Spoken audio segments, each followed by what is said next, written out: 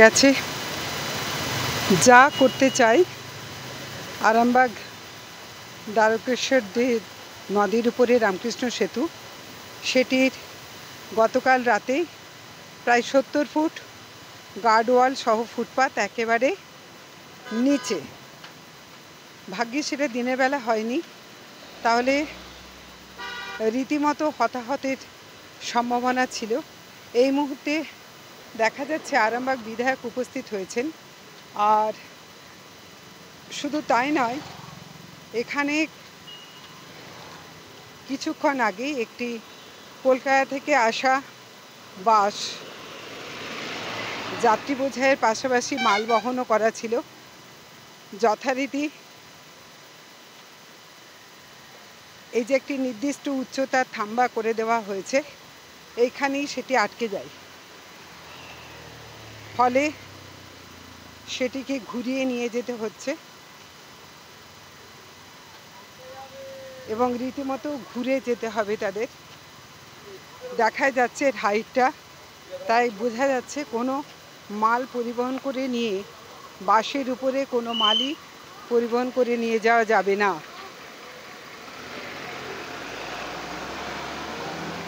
এতদিন টনক নড়েনি। যখন গতকাল ব্রিজের গার্ডওয়াল ভেঙে পড়ে, সঙ্গে সঙ্গে পুলিশের তৎপরতা এবং এটি বানানোর জন্য কাজ করলে যে রাতারাতি করা যায় সেটা বোঝা গেল যে গতকালের ঘটনার পরে পরেই আজকে এটা দিব্যি তৈরি হয়ে গেল, অথচ দিনের পর দিন এটা ফেলে রাখা ছিল। কোনো রকম কাজের গতি ছিল না। আর যেই দুর্ঘটনা ঘটল, সঙ্গে সঙ্গে দেখা গেল যে রীতিমতো কাজের গতি শুরু হয়ে গেছে। টনক নড়েছে এটা বলা যায় না, কিন্তু হয়তো মানুষ এই ভাঙাচোরা ব্রিজটাকেই সহ্য করে নেবে, আবার তারপর যে কে সেই অবস্থা হতে পারে।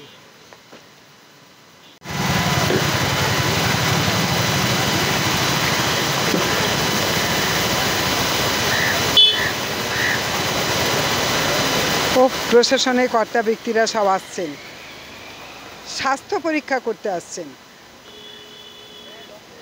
দেখতেই পাচ্ছেন টনক নড়েছে প্রশাসনের, এবং টনক নড়ার পর আজকে সব উপস্থিত হচ্ছেন। এতদিন ঘুমাচ্ছিলেন, প্রশাসনের সবাই ঘুমাচ্ছিলেন। যেই অ্যাক্সিডেন্ট হলো, যে দুর্ঘটনা ঘটলো, অমনি কর্মীদের টনক নড়ে গেল এবং কর্মীরা দেখতে পাচ্ছেন এখন সব যাচ্ছেন, স্বাস্থ্য পরীক্ষা করতে যাচ্ছেন। এই বারবার এই ব্রিজটাতে একটি হাস্যকর স্বাস্থ্য পরীক্ষা হয়, তারপর আবার যে কে সেই অবস্থা হয়। কারণ এরা কেউ সাধারণ মানুষের কথা যে ভাবেন না সেটা পরিষ্কার। এই কদিন আগেই মানুষ দেখেছেন, মুখ্যমন্ত্রী যাচ্ছেন বলে এই ব্রিজে তাপি দেওয়া হয়েছিল, কিন্তু একবারও ভাবেননি যে সাধারণ মানুষের কি নিত্যদিন কি যন্ত্রণাটা হয়। আজকে তারা যাচ্ছেন স্বাস্থ্য পরীক্ষা করতে। চলুন আমরাও আপনাদেরকে দেখাই। দেখুন, তলায় ভাগাড়, ভাগাড় মানে ভয়ঙ্কর ভাগাড়, পৌরসভার উন্নয়নের মস্ত বড় একটা নমুনা এই ভাগাড়। আর এই যে আমরা ব্রিজের এই যে এটা গার্ডওয়ালের পাশ দিয়ে ফুটপাতের উপর দিয়ে যাচ্ছি, এটারই বা ভবিষ্যৎ কি, কিচ্ছু জানি না। দেখুন সব আধিকারিকরা উপস্থিত হয়েছেন, এখানে আইসিও উপস্থিত হয়েছেন। এনারা সব স্বাস্থ্য পরীক্ষা করতে আসছেন।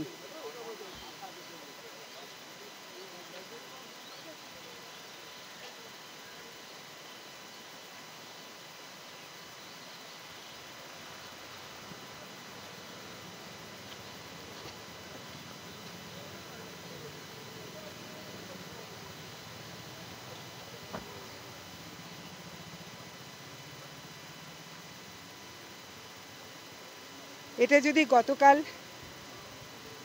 দিনের বেলা ঘটতো তাহলে প্রাণহানির রীতিমতো সম্ভাবনা ছিল। ভাগ্যের জোরে এটা রাত্রেবেলা হওয়ায় অনেক প্রাণহানি আটকে গেছে।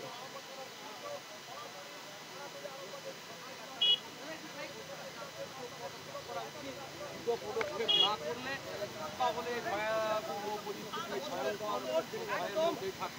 মধুসূদন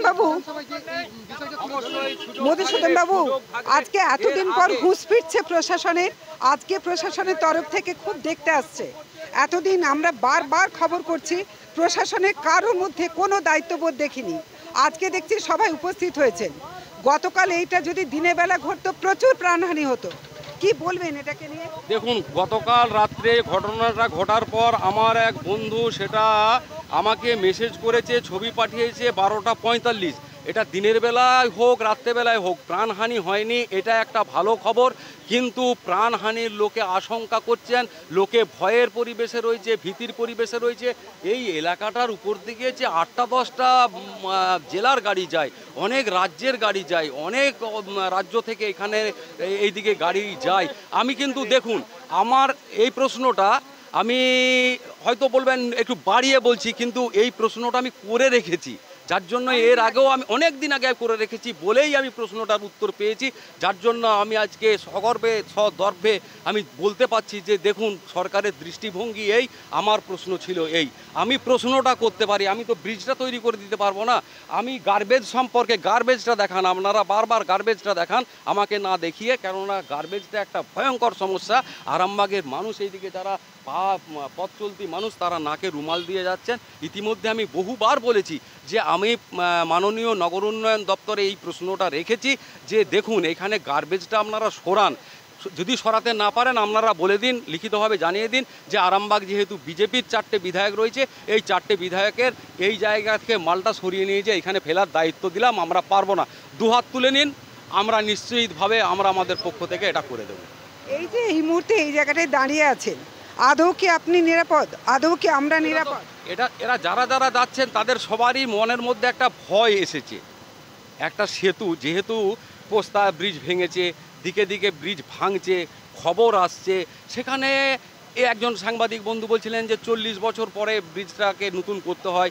আমরা 60 বছরের উপর বয়স সেই ব্রিজটার উপরে দাঁড়িয়ে রয়েছি। সরকার দ্ব্যর্থহীন ভাষায় পরিষ্কার মন্ত্রী বললেন যে আমাদের দ্বিতীয় সেতু ওখানে নির্মাণ করার কোনো পরিকল্পনা নেই, সেতুটির স্বাস্থ্য ভালো রয়েছে। এরপরেও বলবে তারা, পূর্ত দপ্তর এরপরেও বলে, সেটা নিশ্চিতভাবে আমার সুযোগ হবে। সুযোগ হলে আমি এই সামনের যে বিধানসভার যে সেশন আসছে সেই সেশনে আমি প্রশ্নটা তুলব। এখন প্রশাসনের কাছে অনুরোধ করব যে গার্ডওয়ালগুলো লাগিয়ে দিতে এবং এখানে 24 ঘন্টা যাতে ট্রাফিক সিস্টেমটা থাকে সেইটার দিকে নজরে রাখা। কারণ এই রাস্তা দিকে যেমন সাধু যান, তেমন চোরও যান, যেমন স্বাভাবিক মানুষও যান, তেমন মাতালও এই রাস্তা দিকে হেঁটে হেঁটে যান। অতএব কে কখন ওই দিকে পড়ে তার মা বাবার কোল শূন্য হয়ে যাবে, প্রাণহানি হবে, সেটা আমাদের কারো কাছে কাম্য নয়। অতএব প্রশাসন আপাতত এটা দেখুক, পুলিশ প্রশাসন ট্রাফিকটা দেখুন, আর যারা পূর্ত দপ্তরের আধিকারিক রয়েছেন তারা কি রিপোর্ট দেবেন সেটা তাদের উপর নির্ভর করছে। তারা বলবেন স্বাস্থ্যটা ভালো রয়েছে না স্বাস্থ্যের লিভারটা খারাপ হয়েছে বা কিডনিটা ফেলিওর হচ্ছে, সেটা তারাই রিপোর্ট দেবেন। আমার যেটা বক্তব্য ছিল বিধায়ক হিসেবে আমার যেটা বলার ছিল সেই প্রশ্নটা আমি করেছি, উত্তর আপনাদের বহুবার দিয়েছি, আজকেও দিলাম। এটা অত্যন্ত ভয়ের পরিবেশ তৈরি হয়ে গেল আরামবাগ সাব ডিভিশনের শুধু মানুষের কাছে নয়, এইখানকার যে সমস্ত এলাকার গাড়ি, জেলার গাড়ি, রাজ্যের গাড়ি যায় তাদেরও। এবং এক্ষুনি একটা গাড়িকে সরিয়ে দেওয়া হলো যে ওইদিকে ঘুরে যান, একটা বাসকে সরিয়ে দেওয়া হলো ঘুরে যান। কেন? তো আমার স্বাস্থ্যটা যদি ভালো রয়েছে তোমার এর উপর দিকে যাক, এই তো আশঙ্কা করছে। আরও একটা জিনিস বলুন, যে এই যে বাসগুলোকে, লরিগুলোকে ঘুরিয়ে দেওয়া হচ্ছে কালীপুর থেকে, এটা কামারপুকুরে করা যায় না? এত অপরিকল্পিত ব্যবস্থা, এতগুলো মানুষকে কতটা ঘুরতে যেতে হচ্ছে? অবশ্যই আপনি যেহেতু জানেন সুগারের রুগী, তাহলে নিশ্চয়ই আপনি চাটা খাবেন না। আপনি দোকানে গিয়ে বলবেন যে চিনি ছাড়া যদি চা হয় আমি খাবো। তাহলে আপনি জানেন যেহেতু যে আমি এখান থেকে ঘুরিয়ে দেবো, আপনার প্রশ্ন নৈতিক এবং বলিষ্ঠ প্রশ্ন যে আপনি প্রশাসনকে বলুন। আমিও প্রশাসনকে এক্ষুনি বলছি, প্রশাসনের আধিকারিকরা রয়েছেন, যে কামারপুকুর থেকে ঘুরিয়ে দিন। এখান থেকে আর একটু দূরে সুধানীলের আর একটু আগে আছে আপনার মুথোডাঙ্গা আছে, সোদপুর আছে, ওই সমস্ত জায়গায় বাইপাস করার ব্যবস্থা করে দিন। বাইপাস অন্য রুট তাদের ওইখানে দেখিয়ে দিন, এতটা আসার পর ঘুরাবেন না। তাদের তেল খরচ হয় না, সময় নষ্ট হয় না। তেল খরচের থেকে বড় কথা আমারই গাড়ি, আজকে আমার আলতা সিঁদুরে গাড়ি আসছিল, এখানে কামারপুকুর চটিতে আটকে দিতে পারতো, তাহলে আমি তো ব্যাঙ্গাই দিয়ে কুমারগঞ্জ দিয়ে আমি গাড়ি ঘুরিয়ে দিতে পারতাম। আজকে আমাকে এখান থেকে এসে গাড়িকে আবার রুট বলতে হলো, সে সেই দিক দিয়ে গেল। মানে কোনো রকম কোনো সুস্থ চিন্তা ভাবনাও নেই প্রশাসন, সেটা বলতে পারবো না। আমরা অসুস্থ হয়ে আছি, অসুস্থ থাকবো। এখন মনে হয় রিস্ক, আপনি পারি চলুন এই দিক থেকে। বাবা লোকে ভাবেন যে বিধায়কের কি দায়িত্ব, বিধায়ক হিসাবে ওই প্রশ্নটা করেছিলাম বলে আজকে আপনার এই রামকৃষ্ণ সেতু যে ভগ্নদশা তার উপরে দাঁড়িয়ে বলিষ্ঠভাবে আপনাদের কাছে বলতে পারছি যে মন্ত্রী মার্চ মাসের 20 তারিখে যেটা আমাদের বাজেট অধিবেশন শেষ হলো, সেই বাজেট অধিবেশনে উনি আমাকে দর্পহীন ভাষায় বলেছেন যে বিকল্প সেতুর প্রয়োজন নেই, এখানে সেতুর স্বাস্থ্য ভালো রয়েছে। তাহলে আমি ভেবেছিলাম আপনারা দায়িত্ব দিয়েছেন, আমার এটা নৈতিক কর্তব্য ছিল আরামবাগের সেতু নিয়ে ভাবা। আমি ভেবেছি, যতগুলো বিষয় নিয়ে ভেবেছি সেগুলো ভাবা উচিত, বিধায়ক হিসেবে বলা উচিত, কর্তব্য করেছি। আপনাদের ইতিমধ্যে বলেছি আরামবাগ মহকুমা হাসপাতাল, যেটা আজকে PC Sen government medical college and hospital বলেছি, ওখানে একটি প্রাণী স্বাস্থ্য কেন্দ্র আছে, সেই প্রাণী স্বাস্থ্য কেন্দ্রের একটি কনফারেন্স রুমের দরকার। আমি বলেছি আমার যেটা বলার দরকার, আমি বিধায়ক হিসেবে সেই কর্তব্য পালন করছি। যারা ভুল বুঝবেন ওরা ভুল বুঝবেনই, যারা চোখ বন্ধ করে মধুসূদন বাগকে বিজেপিকে সমালোচনা করেন সেই সমালোচকরা আছেন, তারা থাকবেন, তাতে বিজেপিরও কিছু আসে যায় না, মধুসূদন বাগেরও কিছু আসে যায় না, বিজেপির ভোটারদেরও কিছু এসে যায় না। স্যার আপনারা স্যার প্লিজ, আপনারা কালীপুর থেকে লরিগুলোকে ঘোরাচ্ছেন, এটা কামারপুকুর থেকে ঘোরালে তো গাড়িগুলো কুমারগঞ্জের দিকে যাওয়াটা অনেকটা সুবিধে হয়।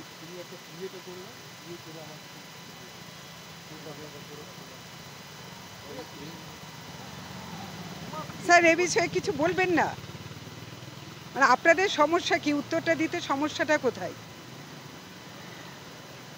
মানে আপনাদের সব কিছু পরিকল্পনাই তো হচ্ছে অব্যবস্থা। কামারপুকুর থেকে না ঘুরিয়ে আপনারা কালীপুর থেকে ঘোরাচ্ছেন, গাড়িগুলো তো রীতিমতো হ্যারাস হচ্ছে, আপনারা উত্তর না দিয়ে চলে যাচ্ছেন। জনগণ দেখছে, আপনারা উত্তরও দিতে পারছেন না, আপনাদের হাতে কোনো উত্তর নেই। এইভাবে সবাইকে হ্যারাস করছেন আপনারা, এনাদের হাতে কোনো উত্তর নেই, এনারা শুধু মানুষকে ভোগাতে পারেন, কোনো উত্তর পর্যন্ত এনাদের কাছে নেই। আরামবাগ আইসিকে জিজ্ঞাসা করছি এবং একই সাথে জেলা থেকে আধিকারিক তারা এসেছেন, তাদের হাতে কোনো উত্তর নেই। গাড়িগুলোকে, যে সমস্ত লরিগুলো আসছে, যারা খুব দূরপাল্লার গাড়ি, তারা যখন আসছে তাদেরকে এই এত দূর এনে কালীপুরে এনে তারপর তাদের আবার ব্যাঙ্গাই দিয়ে ঘুরিয়ে একলোকি দিয়ে নিয়ে যাওয়ানো হচ্ছে। এটা কোনো আদৌ কি মানে হয়? এদেরকে তো কামারপুকুর থেকে ঘোরানো যেত, কেন তাদেরকে এতটা? এর জন্য গাড়ির তেল খরচ হচ্ছে, সময় যাচ্ছে, কিন্তু কামারপুকুর থেকে একলোকি গেলে অনেক সহজেই তারা যেতে পারত। আপনাদের কি মনে হয় পুলিশ এড়িয়ে যাচ্ছে? যে দায়িত্ব জ্ঞানহীনভাবে তারা প্রশ্নের উত্তর দিতে পারছে না, কিসের সমস্যা তাদের? সত্যি মানে একটা সদর্থক ভাবনাও তাদের মধ্যে নেই। আজকে এই ঘটনাটা ঘটার পর তারা ওইখানে একটা হাইবার লাগিয়েছেন, কেন এতদিন লাগাননি? কেন টুকটুক করে কাজ হচ্ছিল? কালকে দুর্ঘটনার পরে হঠাৎ তাদের এত টনক নড়ে গেল যে তারা একবারে যুদ্ধকালীন পরিস্থিতিতে এটা লাগিয়ে দিল। তার মানে কাজ করলে তারা পারে, তারা কাজ করতে চায় না। কি বলবেন? বলা বলতে আমরা এই মুহূর্তে আইসি সাহেবের সঙ্গে এবং আমাদের এসডিপিও সাহেবের সঙ্গে আমরা মিটিং করলাম। কারণ হচ্ছে যে যেভাবে কম্পন হচ্ছে, আমাদের এই মুহূর্তে এখানে বক্তব্য রাখতেও ভয় পাচ্ছে যে কোন মুহূর্তে হয়তো বক্তব্য দিতে দিতে আমরাই না ভেঙে পড়ি। আমরা এখানে যেটা এসেছি সরজমিনের তদন্তে, যে আমরা কাল থেকে বাসগুলো পাঠাবো কি পাঠাবো না, সেই সিদ্ধান্তই আমরা নিতে এসেছি। কারণ যেভাবে কম্পন হচ্ছে, কাল আবার সোমবার, শ্রাবণ মাসের শেষ সোমবার, গাড়িগুলো ছাদে বাম্পার লোড হয়। এই যে দেখুন গাড়ি যাচ্ছে কিভাবে কম্পন হচ্ছে, সেই কারণে আমরা এই ব্রিজে এসেছি। আমরা দেখি, আমরা পুরো জেলায় এই খবর দেব। যদি খুব বিপজ্জনক বুঝি, কারণ আগে মানুষের জীবন, তারপর রং, তারপর রাজনীতি, আগে মানুষকে বাঁচাতে হবে। আমরা সেই কারণেই আজ ব্রিজে এসেছি। এটা তো আমাদের প্রশাসনের দেখা উচিত। এটা অনেক দিন ধরেই শুনতে পাচ্ছি যে ব্রিজ হবে, সাইডে ব্রিজ হবে, অনেক কিছুই হচ্ছে, কিন্তু কেন করছেন না বা সেটা তো আমরা বলতে পারবো না, সেটা ঊর্ধ্বতন কর্তৃপক্ষ বলতে পারবেন ব্যাপারটা। তো আমাদের মাধ্যমে যাতে সেই বার্তাটা যায় তাদের কাছে, সেই ব্যবস্থাটা আপনারা অন্তত করুন। আপনার উজ্জ্বল ভবিষ্যতের একমাত্র দিশারি জ্যোতিষ জগতে অদ্বিতীয় ডক্টর অঞ্জন শাস্ত্রী। দেখুন জ্যোতিষ অঙ্গনে অঞ্জন প্রতি রবিবার ঠিক রাত 12টায় শুধুমাত্র TV9 বাংলায়।